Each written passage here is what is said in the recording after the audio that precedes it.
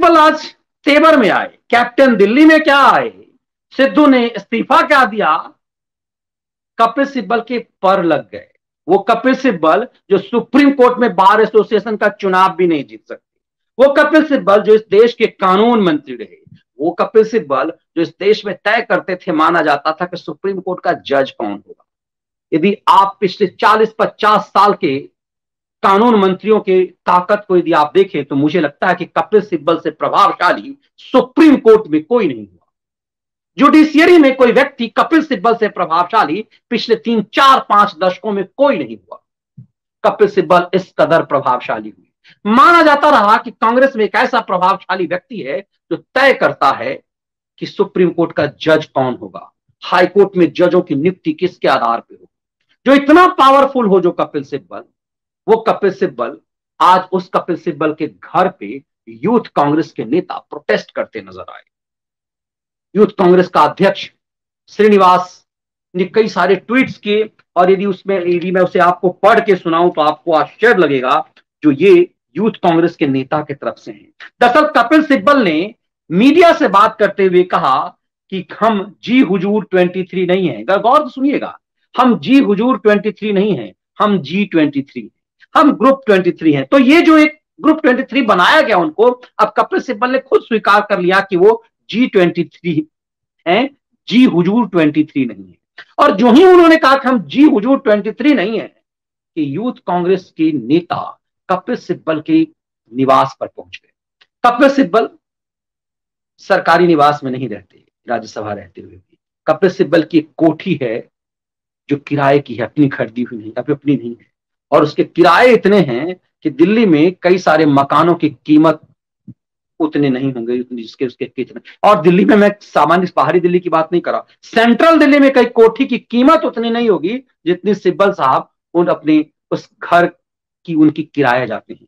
कांग्रेस की रिपोर्टिंग करने के दौरान सिब्बल साहब के उन ठिकानों पर जाने का अवसर मिला। कई प्रेस कॉन्फ्रेंस जब वो करते थे, उसके बाद जब अपनी चीजों को वो दिखाते थे। कपिल सिब्बल एक ऐसे नेता रहे जो कांग्रेस के जितने खैराती बड़े बड़े आपके नाम हैं, आप जो कल्पना कर लीजिए, आप मनी लॉन्ड्रिंग के चैनलों के कद्दावर ने पत्रकारों की तुलना कर लीजिए, आप देश के सर्वश्रेष्ठ जो नामचीन पत्रकार हैं, आप अपने जहन में उन लोगों को लाइए, वो सब कपिल सिब्बल के घर पे बैठकर मीटिंग होती थी, एजेंडा कैसा होता था। वो धान गेहूं वाला पत्रकार, वो क्रांतिकारी पत्रकार, वो गुजरात में वो खिलंदर पत्रकार, गुजरात दंगे का हीरो पत्रकार, वो दत्त टाइप की पत्रकार जो कश्मीर में खेला करती थी, ये तमाम आपको अक्सर यदि आप बतौर पत्रकार जब जाने का अवसर मिला तो प्रेस कॉन्फ्रेंस खत्म होने के बाद इन लोगों की खास मीटिंग सिब्बल साहब के साथ हुआ करती थी। सिब्बल दरअसल दिमाग के कहते हैं बिस्फोफरा व्यक्ति।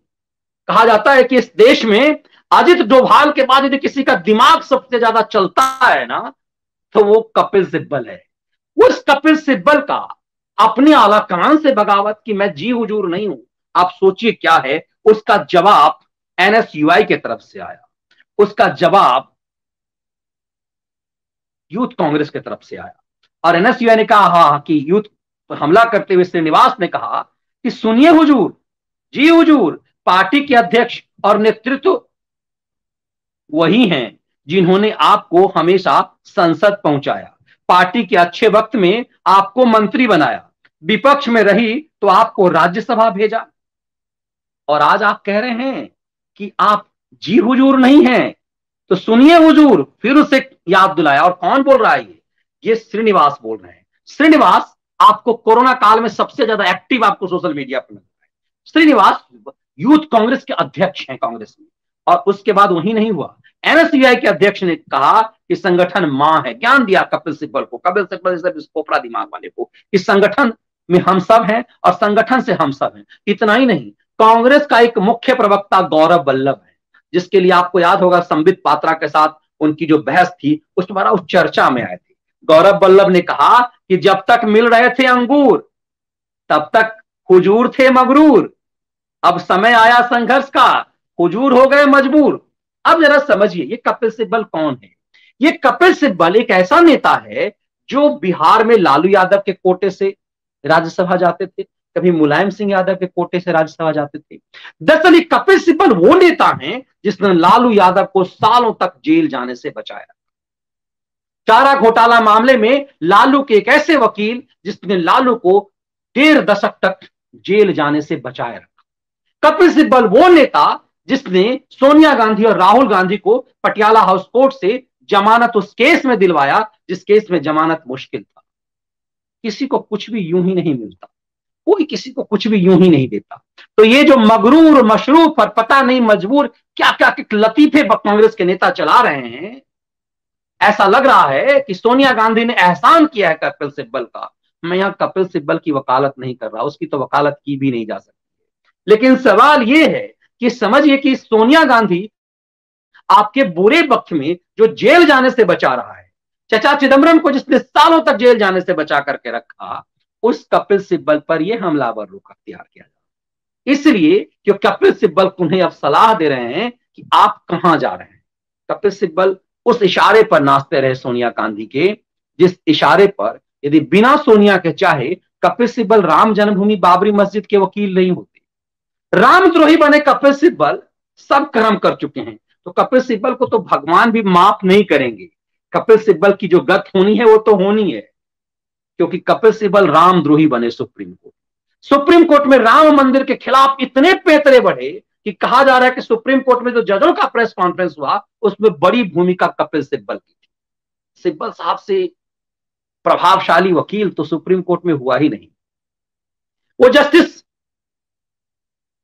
जो अभी राज्यसभा के मेंबर हैं, जस्टिस रंजन गोगोई ने इसी कपिल सिब्बल के लिए कहा था कि हमारे घर पे आए थे, कुछ 3-5 करने आए थे, हमने उन्हें मिलने का समय नहीं दिया। जस्टिस रंजन गोगोई ने कहा सुप्रीम कोर्ट पर कोर्ट फिक्शनों का कब्जा है। आप कल्पना कर सकते हैं वो किसके बारे में कह रहे हैं। इतने प्रभावशाली कपिल सिब्बल, आप सोच सकते हैं कि कपिल सिब्बल ने इन्हें जेल जाने से ही नहीं, सुप्रीम कोर्ट में क्या अपने प्रभाव से क्या कुछ किया होगा। तो किसी को कुछ भी यूं ही नहीं मिलता, अपनी काबिलियत से मिलता है। इसीलिए मैंने कहा कि आप किसी के अच्छे बुरे चीजों से ये नहीं कह सकता कच्चे, लेकिन उसकी योग्यता पर सवाल नहीं उठाया जा सकता। सिब्बल की योग्यता पर सवाल नहीं उठाया सकता। उनका विस्फोपरा दिमाग किस चीज पर लगता है, इस पर आप विश्लेषण कर सकते हैं कि आखिर राम जन्मभूमि बाबरी मस्जिद का मामला जब सुप्रीम कोर्ट में चल रहा था तो ना सिर्फ बाबरी मस्जिद एक्शन कमेटी के वकील थे, बल्कि राम मंदिर की सुनवाई सुप्रीम कोर्ट में ना हो इसके दांव पेच भी चल रहे थे।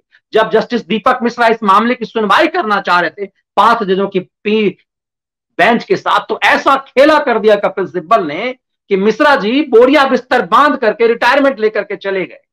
4 जजों की प्रेस कॉन्फ्रेंस उसी दौर में हुई। कहा जाता है कि इसके पीछे भी कपिल सिब्बल की बड़ी भूमिका थी। और जो जज उस प्रेस कॉन्फ्रेंस की अगुवाई करने वाला जो जज था वो जस्टिस रंजन गोगोई थे, जो बाद में चीफ जस्टिस ऑफ इंडिया बने। और जब चीफ जस्टिस ऑफ इंडिया बने तो राम मंदिर सुनने की उनकी भी इच्छा हुई। आखिर इस देश में राम पर फैसला हो ये कौन नहीं चाहता। कितना भी आप रामद्रोही बन जाइए, लेकिन राम से जुड़ने की इच्छा तो हर किसी की होती है। जन्म हो तब राम, मरण हो तो राम नाम सत्य। ये सनातनी राम से विलक होकर रह कैसे सकते हैं। जब इस दुनिया से विदा होंगे सिब्बल साहब, तो कंधे पर जब अपने बेटे के जाएंगे तो राम नाम सत्य नाम ही चलेगा। तो रामद्रोही तो कोई हो ही नहीं सकता, मगर इस पेशे में ये सब भी करना पड़ता है और सिब्बल को ये भी करना पड़ता। इसीलिए आज गत ये हुई कि वो लोग जो जय जयकार लगाते थे कपिल सिब्बल का, आज कपिल सिब्बल के घर पे मुर्दाबाद के नारे लगा रहे थे। वक्त यही दिखाता है इस देश में रामद्रोहियों का पिछले कुछ सालों में क्या क्या हाल हुआ आप देख रहे हैं। कपिल सिब्बल उसी के हिस्सा हो रहे हैं, और जिसको जेल जाने से बचा रहे हैं सिब्बल साहब, बचाते रहे हैं, उसका गत भी यही हो रहा। तो इस G23 के मुखिया बने सिब्बल साहब जो आज जो कुछ कह गए उसकी परिणति क्या हुआ वो आपने सब देखा।